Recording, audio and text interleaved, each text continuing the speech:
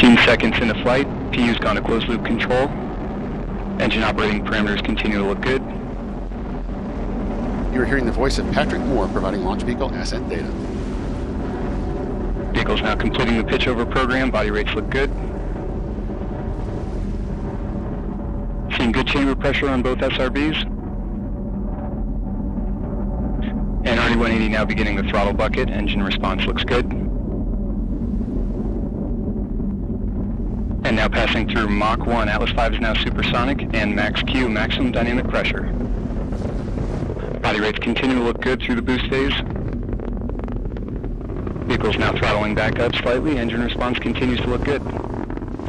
Chamber pressure on both SRBs continue to look good. Now passing 1 minute 10 seconds into flight. Atlas is now 10 miles in altitude, 4.5 miles downrange distance, traveling at 2,000 miles per hour.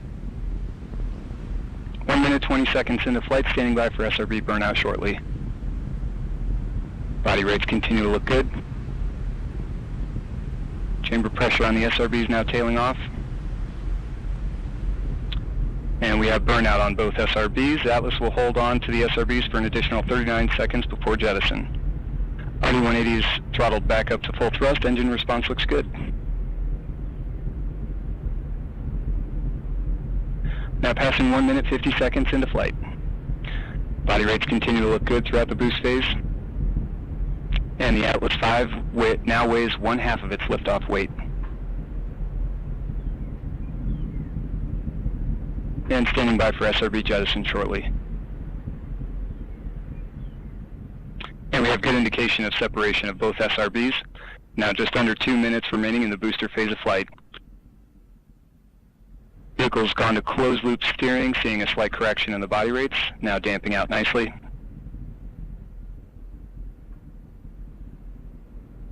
RD-180 engine operating parameters continue to look good.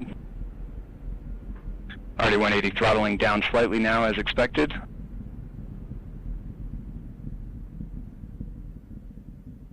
Two minutes 40 seconds into flight. Atlas is now 39 miles in altitude, 68 miles downrange distance, traveling at 5,400 miles per hour. And the Centaur reaction control system is now pressurizing the flight levels. System response looks good. Now coming up on 3 minutes into flight. RD-180 pump speeds and injector pressures continue to look good. Body rates continue to look good. Now about 1 minute remaining until booster engine cutoff.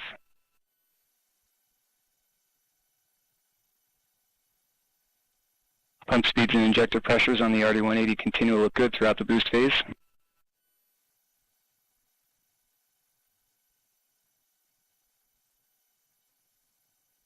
Three minutes 30 seconds into flight. Atlas is now 56 miles in altitude, 160 miles downrange distance, traveling at 9,000 miles per hour.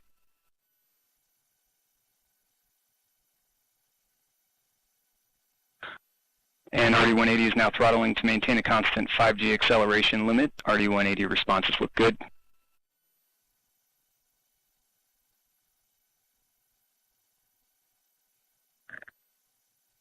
And Centaur's begun the boost phase chill down sequence. RD-180 now going to 4.6G throttle limiting, standing by for BECO. And we have BECO booster engine cutoff, standing by for stage set. And we have good indication of stage separation. We have pre-start on the RL-10, standing by for ignition. We have ignition and full thrust on the RL-10. Chamber pressure looks good.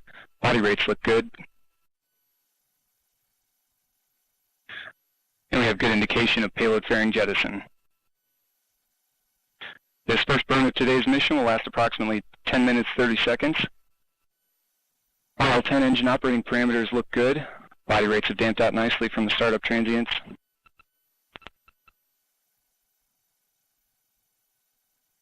And the RCS system has begun the initial thruster firings for system thermal conditioning. Just over 5 minutes now remaining 5 minutes now into flight.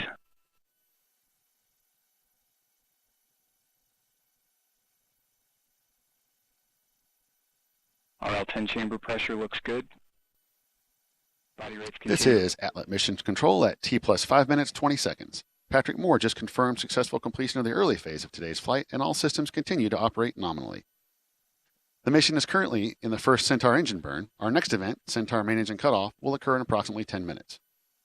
Lockheed Martin builds the SBIRS satellites for the U.S. Space Force. Here's a video highlighting the power of these satellites.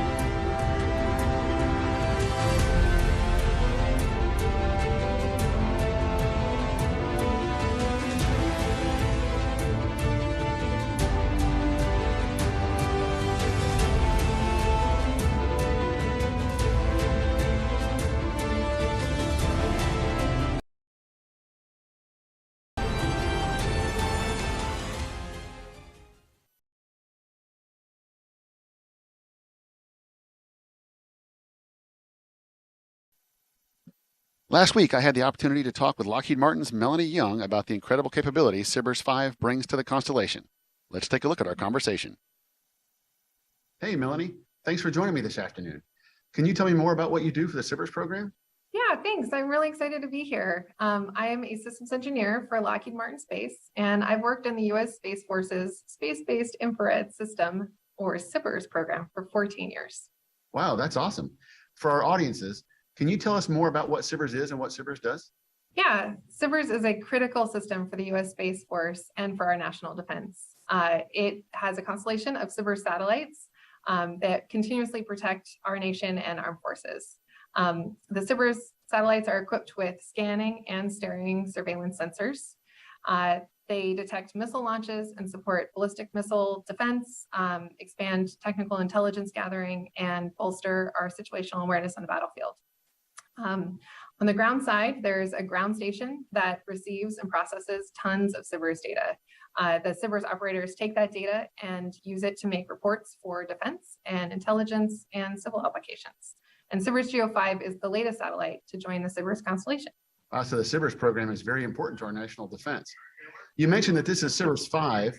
We've launched 4 SBIRS birds in the past. Can you tell us what's different about SBIRS 5 compared to the previous satellites? Yeah, we're very excited about SBIRS GEO 5. It's the most advanced and resilient SBIRS satellite that Lockheed Martin has built to date. It was built in about 5 years, and it's the first military space satellite built on our LM-2100 combat bus. So that is the version of Lockheed Martin's modernized modular LM-2100 space vehicle. It has greatly enhanced resiliency. That LM-2100 bus is an internally funded multi-year modernization initiative that has greater resiliency and cyber hardening, enhanced spacecraft power and propulsion and electronics. It's got a lot of processing features as well, where we have common components that streamline manufacturing. And then it's got a flexible design so that you can put on future modernized sensor suites. So this is a huge step toward achieving, this resilient missile warning that is ultimately going to follow on in next-gen OPIR Block 0. Wow, that sounds really important. That's really a significant upgrade compared to the previous birds that we've launched. I know for me, working in the industry, I find it really rewarding to participate in some of the launches that we do, both national defense and some of the science missions. What's it mean to you to work on the SBIRS program? Yeah, I'm really proud to be a part of the SBIRS program, supporting our national defense. And SBIRS plays such an incredibly important role in protecting our country and our armed forces. And I'm really proud to be a part of this team. Awesome. Well, hey, thanks for talking to me today. We recently received some sad news that a mutual teammate, Bill Levinson, had passed away.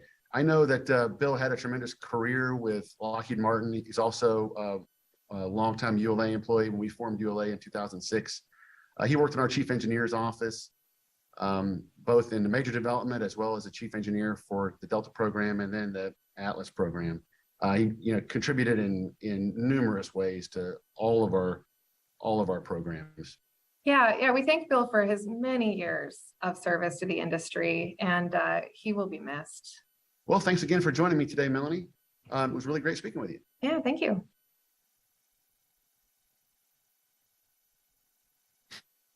Once operational, the Space Delta IV team at Buckley Air Force Base in Colorado will control the SBIRS GEO 5 satellite. Let's take a look at a short video message. Hi, I'm Captain Hannah Ritter. And I'm Second Lieutenant Nicholas McDaniel. We're here at Buckley Air Force Base, Space Delta IV. With faster, more accurate missile surveillance capabilities, this is a step forward for the future warfighter. As a space-based infrared operator since 2017, this historic event on May 17th will be the launch of SBIRS GEO 5, will greatly contribute to the mission of protecting the United States and our allies. The launch of this satellite further proves that the space enterprise is here to stay, and we can't wait to gain operational control of this satellite and support our nation and our allies. Videmus Mundum, we see the world.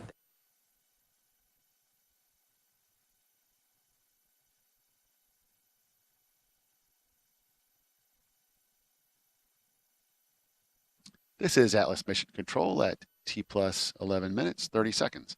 The Atlas, Centaur second stage, and SBIRS GEO 5 satellite are currently located over the Atlantic Ocean, west of Africa. Our next event, first Centaur main engine cutoff, or MECO 1, is coming up in a few minutes, followed by deployment of EZ3 and EZ4. Once again, here's Patrick Moore.